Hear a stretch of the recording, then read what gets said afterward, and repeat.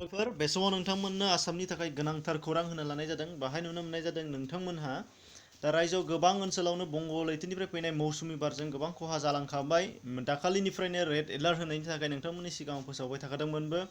दा बेवहाय गोबां न' बां बायलांबाय, गोबां ओनसोलावनो लोमसावनानै बे बोसोरनि गिबि बाना बादि महर लालांबाय। दा बे समाव नोंथांमोनहा आरोबाव फोसावनाय जाबावबाय आसामनि थाखाय जोबोद गेदेरथार खौरां नोंथांमोनहा नुनो मोननाय जाबावगोन। दा बेखिनि दिनैसिनि समावनो गोबांथार न'खर खहा जानानै थांनाय नोंथांमोना नुगासिनो दङ जोंनि ओनसोलावबो।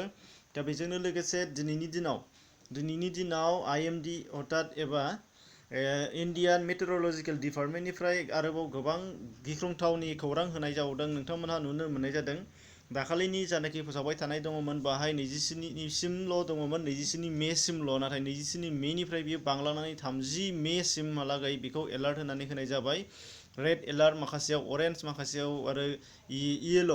दा वाट्स एलार्ट आरो वार्निंनि थाखाय बेखौ होनाय जाबाय नोंथांमोना नुनो मोननाय जादों।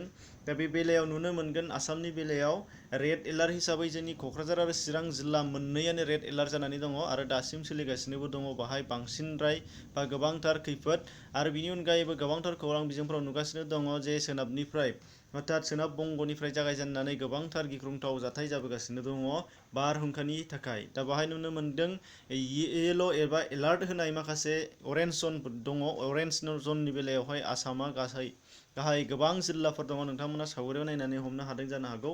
दा बेखौ नोंथांमोना गोजौनि फारियाव नायनानै लानो हानाय जागोन। रेड एलार्टआ वार्निं, येल'आ एलार्ट आरो बिनिफ्राय ग्रिन अर्थात गोथाङा नो वार्निं। दा बेफोरबादि दं, नाथाय जोंनि आसामनि बेलायाव ग्रिन गैया।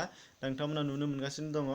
दा बेबादि गोबां खैफोद फैगासिनो दङ। बिनि थाखायनो साफ्रोमबो सांग्रां थानांगौनि गोनांथि दंसै। दै सेराव थानाय ओनसोल आरो अदेबानि गोबां जोंनि गामियाव थानाय माखासे दुखुथिया न'खरफोरनि थाखाय बियो जोबोद गिदिर जेंना जानो हागौ। बिनि थाखायनो हरनि समाव सांग्राङै थानाया जाहाथे मोजां, बिनि थाखाय नोंथांमोनखौ बाहाय फोसावनानै होबावनाय जाहैबाय।